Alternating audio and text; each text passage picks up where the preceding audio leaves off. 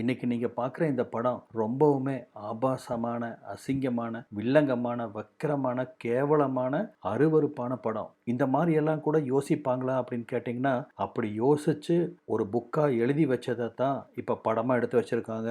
குறிப்பா இந்த வில்லங்கமான படத்தை எடுத்ததே ஒரு பெண் தான். இந்த படத்தோட பேரு ஃபர்ஸ்ட் கமெண்ட்ல பின் பண்ணியிருக்கேன் பார்த்துக்கங்க. இந்த படத்தோட ஹீரோயின் படத்துல துணி போட்டிருக்கிற காட்சிகள் ரொம்ப கம்மி தான். மிச்ச எல்லா காட்சிகள்லயும் பிறந்த மேனியா தான் நடிச்சிருப்பாங்க. படம் ஆரம்பிக்கிறது ஒரு முட்டு சந்தில இருந்து ஆரம்பிக்குது. அங்க பாத்தீங்கன்னா 2 ஆண்கள் தவறான செய்கையில ஈடுபட்டிருக்காங்க. அதாவது அவங்க 2 பேரும் ஓரினச் சேர்க்கையாளர். அடுத்தது பாத்தீங்கன்னா இந்த ஓரினச் சேர்க்கையாளர்களுக்குனே ஒரு கிளப் இருக்கு. அப்படி ஆண்கள் நிறைஞ்சு கிடக்கிற அந்த கிளப்புக்குள்ள அழகான ஒரு பெண்ணு நுழைறா. கூட்டமான ஆண்களுக்கு மத்தியில நீந்தி போய் ஒரு இடத்துல நிக்கிறா.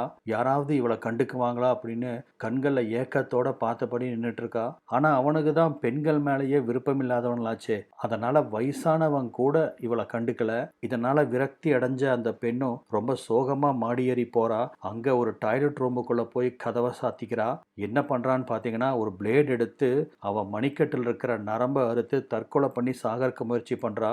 அந்த சமயத்துல நம்ம ஹீரோ அந்த டாய்லெட்டுக்குள்ள வர நல்ல வேளையா அவளை மீட்டு பக்கத்துல இருக்கிற ஒரு ஆஸ்பத்திரி கூப்பிட்டுட்டு போய் உடனடியா அவளுக்கு ட்ரீட்மெண்ட் கிடைக்க ஏற்பாடு பண்றான். அந்த நர்ஸும் இவளுக்கு கட்டெல்லாம் போட்டு அனுப்பிச்சு விடுறா. அப்பதான் நம்ம ஹீரோவும், ஆமா எதுக்காக நீ இந்த கிளப்புக்குள்ள வந்த? இங்க ஆண்களுக்கு மட்டும்தான் அனுமதின்னு உனக்கு தெரியாதா அப்படின்னு கேட்குறான். தெரியாம என்ன, தெரிஞ்சுதான் வந்தேன். ஆனா நீங்கெல்லாம் இருக்கீங்களே, அதாவது ஆண்கள், உங்களை மாதிரி மோசமான ஜென்மங்கள் யாருமே இருக்க மாட்டாங்க. இவ்வளவு அழகான பொண்ணு நான் அங்க இருக்கேன், ஆனா ஒருத்தன் கூட என்னை கண்டுக்கல. நீயே உன் ஃப்ரெண்டு கூட அந்த டாய்லெட் ரூமுக்கு எதுக்கு வந்த? அவன் கூட ஓரின சேர்க்கையில ஈடுபடத்தானே, நீயும் ரசனையும் அப்படின்னு காப்பாத்துற நம்ம ஹீரோ மேலேயே வெறுப்ப காமிக்கிறா. இதனால கடுப்பான நம்ம ஹீரோ அவளுக்கு பொலிர்னு ஒரு அப்புடுறான். அடி வாங்கின வழியில ஹீரோயின் வேகமா கீழறங்கி போயிடுறா. ஹீரோக்கும் தேவையில்லாம அடிச்சிட்டமே அப்படின்னு அவன் மேல ஒரு பரிதாபம் பிறக்குது. மாடிப்படியில இருந்து கீழறங்கி வரா. அங்க ஹீரோயின் ஹீரோ வரவுக்காக காத்துட்டு இருக்கா. ஹீரோவும் ஹீரோயினும் 2 பேரும் நடக்க ஆரம்பிக்கிறாங்க. அப்பதான் ஹீரோயினும், என்னோட உசுரை நீ காப்பாத்திருக்க, அதுக்கு கைமாறா நான் உனக்கு எதாவது பண்ணணும் அப்படின்னு சொல்லிட்டு அவ என்ன பண்றான்னு பாருங்க. சட்டுன்னு முட்டி போட்டு ஹீரோவோட பிபி எடுத்து வாசிக்க ஆரம்பிச்சிடுறா. அவன் தான் ஓரினை சேர்க்கை ஆளாச்சே, அதனால அவனுக்கு இந்த பெண்ணோட ஸ்பரிசம் கொஞ்சம் கூட பிடிக்கல. அவனுக்கு அது ரொம்ப அவஸ்தையா இருக்கு. அவன் என்ன சொல்றான்னு பாத்தீங்கன்னா, எனக்கு பெண்கள்னாலே சுத்தமா பிடிக்காது, ரொம்ப அருவருப்பானவங்க, அசுத்தமானவங்க அப்படின்னு பெண்களை பத்தி வெறுப்பா பேசுறான். கீழே மும்முரமா இருந்த ஹீரோயின் அவனை நிமிர்ந்து பார்க்கறா. அப்படின்னா இந்த வேலைக்கு நீ தான் சரியான ஆளா இருப்ப. எப்போ ஒரு பெண் கூட உறவு வச்சுக்கிறது பிடிக்கலன்னு சொல்றையோ அப்போ நீ தான் அந்த பெண்ணுக்கு பாதுகாப்பானவனா இருப்ப அப்படிங்கிறா. ஹீரோவும் புரியாம, என்ன சொல்ல வர, எனக்கு ஒண்ணுமே புரியலையே அப்படிங்கிறா. உனக்கு புரியுற மாதிரி நான் சொல்றேன். நான் ஒரு விஷயத்துக்கு பதில் தேடி அலைஞ்சிட்டு இருக்கேன், அந்த விஷயத்துக்கு நீ உதவி செய்யணும் அப்படிங்கிறா. நான் வேலை வெட்டி இல்லாம வெட்டியே தான் சுத்திட்டு இருக்கேன். நீ என்ன வேலை சொன்னாலும் நான் செய்ய தயாரா இருக்கேன். ஆனா அதுக்கு காசு நிறைய செலவாகுமே அப்படின்னு அவன் சொல்லவும், அதை பத்தி எனக்கு கவலை இல்லை, உனக்கு எவ்வளவு பணம் வேணும்னு கேளு, அதை நான் தூக்கி போடுறேன் அப்படின்னா எனக்கு சம்மதம். சரி, இந்த அட்ரஸுக்கு நாளைக்கு வந்து சேரு. மொத்தம் 4 நாட்கள், தினமும் இரவானா நீ வந்துடணும். வந்து என் தேடுதலுக்கு நீ உதவி செய்யணும் அப்படின்னு மட்டும் சொல்லிட்டு போறா. ஹீரோக்கு ஒன்றும் புரியல. இருந்தாலும் கை நிறைய காசு கொடுக்குறா இல்லையா, அதனால அவ என்ன வேலை சொன்னாலும் சரின்னு ஒத்துக்கிறான். அதன்படி முதல் இரவு இன்னைக்கு ஹீரோயின் வீட்டை தேடி கண்டுபிடிச்சு ஹீரோ வர அவனை சந்தோஷமா வரவேற்கிறா.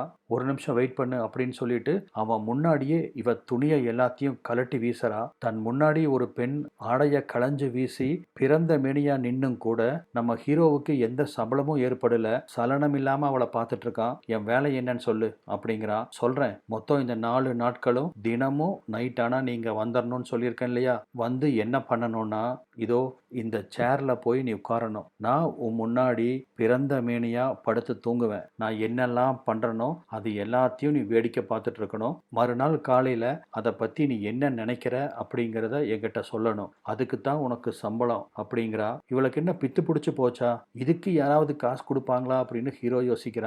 என்னவோ இருந்துட்டு போட்டோம், நான் தயார் அப்படின்னு சொல்லிட்டு இவன் அந்த சேர்ல உட்கார ஹீரோயின் பிறந்த மேனியா படுத்திருக்கா. எத்தனை நேரம் தான் சும்மாவே இவனும் அவளை பார்த்துட்டு இருக்க முடியும். அந்த சமயத்தில் கேமரா அப்படியே நம்ம ஹீரோயினை சுற்றி சுற்றி ஜூம் இன் ஆகி அவளோட ஒவ்வொரு அங்கமாக காமிக்குது. அதாவது ஹீரோ பார்க்குற மாதிரி அவனும் அவளோட அங்கங்களை ரொம்ப ஆச்சரியமாக பார்த்துட்டு இருக்கான். ஏன்னா இதுக்கு முன்னாடி அவன் எந்த பெண்ணையும் முழுசாக பார்த்ததில்லை. அப்பதான் பார்த்தீங்கன்னா புதர் மண்டி கிடக்கிற அந்த பெண் உறுப்பிலிருந்து ஏதோ திரவம் வழியிறத பார்க்குறான். என்னது இது அப்படின்னு தொட்டு பார்க்குறான். கையெல்லாம் பிசு பிசுன்னு இருக்கு. அதையே மோந்து வேற பார்க்குறான். ஆரம்பத்திலே சொன்னேன் இது அருவருப்பான படம்னு. என்னது இது அப்படின்னு அவனுக்கு ஒன்றும் புரியாமல் ஹீரோயினை பார்த்து கேட்கவும் அவள் கெக்கேன்னு சிரிக்கிறா. கொஞ்ச நேரத்திலே ஹீரோயின் தூங்கி போக அந்த சமயத்தில் உள்ள ரூம்ல இருந்து ஹீரோயினோட லிப்ஸ்டிக்கை நம்ம ஹீரோ தேடி பிடிச்சி எடுத்துட்டு வரான். நல்லா தூங்கிட்டு இருந்தவளை அவள் கால்களை அகற்றி அவளோட ஆசன வாயை சுற்றி அந்த லிப்ஸ்டிக்கில் ஒரு ரவுண்டு போடுறான். அப்புறம் முன்பக்கத்தில் ஒரு ரவுண்டு போடுறான். அடுத்ததாக அவள் வாயை சுற்றி வரைகிறான். அப்புறம் என்ன நினச்சானோ தெரியல, அவனோட ஆண் உறுப்பை எடுத்து எங்கெல்லாம் வட்டம் போட்டு வச்சிருந்தானோ அந்த துவாரங்களில் அவன் ஆண் உறுப்பை வெறித்தனமாக செலுத்துறான். வலியால் ஹீரோயின் துடிக்கிறா. இருந்தாலும் அவள் எந்த எதிர்ப்பும் காமிச்சுக்கல. ஒரு மரக்கட்டை மாதிரி படுத்திருக்கா. அவன் கூட இஷ்டப்பட்டு உறவுல ஈடுபடல. ஆனால் வேண்டான்னு சொல்லல. வெறித்தனமாக ஏறி முடிச்சுட்டு இப்போ ஹீரோ என்ன பண்ணுறான்னு பாருங்க. கட்டில் கம்பியை பிடிச்சிட்டு தேம்பி தேம்பி அழுக ஆரம்பிக்கிறான். இதை பார்த்த ஹீரோயின் எந்திரிக்க முடியாமல் எந்திரிச்சு அவன் பக்கத்தில் வந்து உட்காந்துட்டு அவனை சமாதானப்படுத்துறா. ஆக்சுவலாக இவளை தான் சமாதானப்படுத்தணும். ஏன்னா அந்த அளவுக்கு அவன் ஏறுன்னு ஏறி இருக்கிறான். ஆனால் இவன் அவனை சமாதானப்படுத்துறா. அடுத்ததான் 2வது நாள் நைட்டு ஹீரோ வந்த சமயத்தில் ஹீரோயின் பாத்ரூம் போயிட்டு இருந்தா. இவன் வந்ததுக்கு அப்புறமா இன்னைக்கும் அவளோட துணிகளை எல்லாத்தையும் அவுத்து வீசிட்டு பிறந்த மேனியா படுத்து தூங்க ஆரம்பிக்கிறா. அவளவே பார்த்துட்டு இருந்த நம்ம ஹீரோவுக்கு இன்னைக்கு மனசுக்குள்ள வேற ஒரு எண்ணம் தோணுது.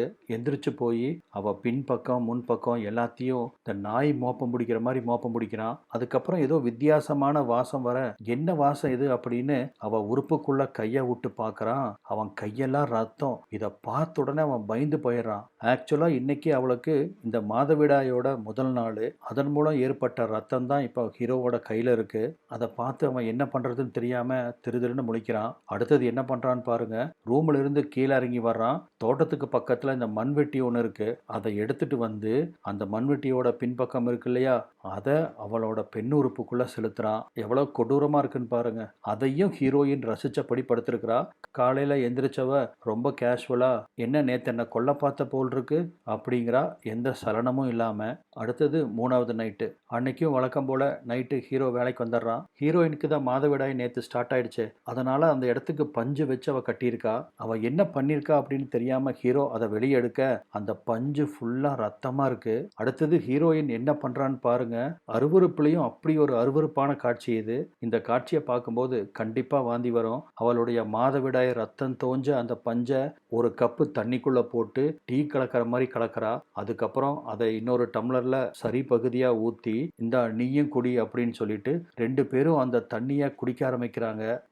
இந்த காட்சி படி என்ன சொல்ல வராங்க அப்படின்னா, பெண்களுக்கு இந்த மாதவிடாய் தீட்டுன்னு சொல்லி அவங்கள ஒதுக்கி வைக்கிறோம் இல்லையா, அது தப்பு.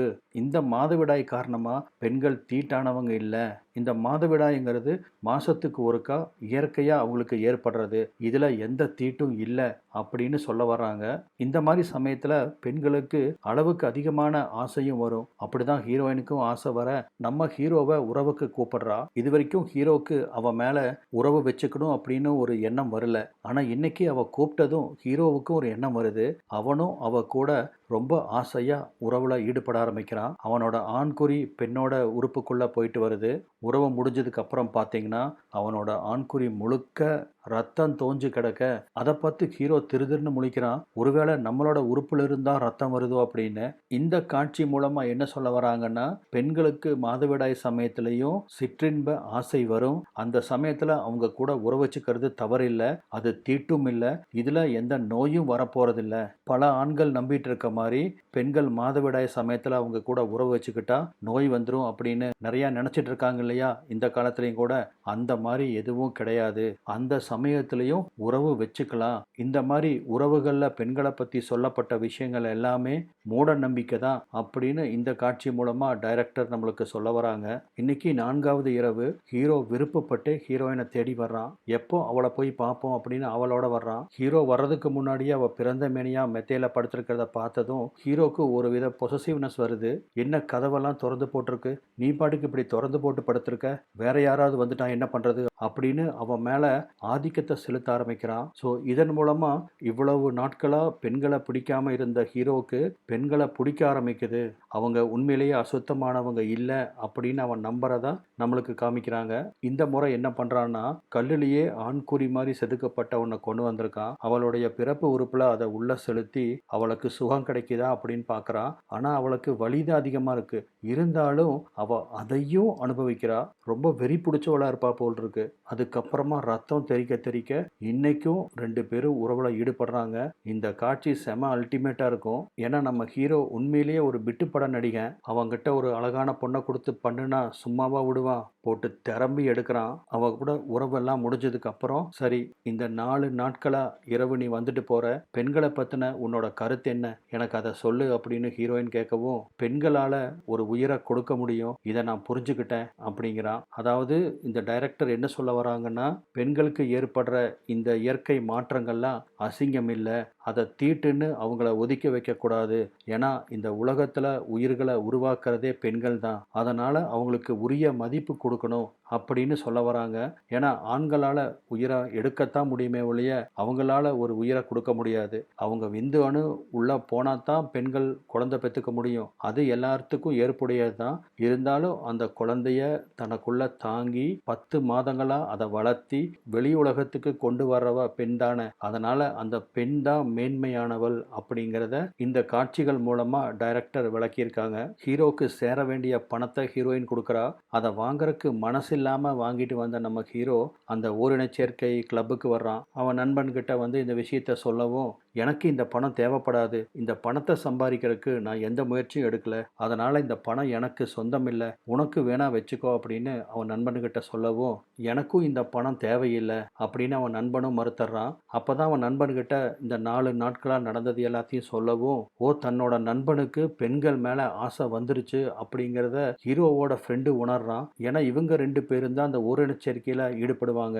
இவன் பெண்களை தேடி போயிட்டானா நம்மளுக்கு கம்பெனி இல்லாமல் போயிருமோ அப்படின்னு அவன் நினைக்கிறான். அதனால் அந்த பெண்ணை பற்றி ரொம்ப மோசமாக பேச ஆரம்பிக்கிறான். இது ஹீரோவோட மனசை மாற்றிடுது. நம்ம நண்பன் சொல்கிறது சரிதான், நமக்கு அந்த பெண்ணு தேவையில்லாதவ அப்படின்னு முடிவு பண்ணவன் ஒரு விபரீதமான எண்ணத்தோட நம்ம ஹீரோயினோட வீட்டுக்கு வர்றான். வந்து பார்த்தா இவன் அந்த பெட்டில் படுத்திருப்பா இல்லையா, அந்த மாதவிடாய் சமயத்தில் அந்த பெட்ஷீட் மட்டும்தான் அங்கே இருக்குது. அதில் அந்த மாதவிடாய் சமயத்தில் வெளியே வந்த அந்த ரத்தமெல்லாம் அந்த பெட்ஷீட்டில் பட்டிருக்க, அதை எடுத்து அப்படியே ஹீரோ மோந்து பார்க்குறான்.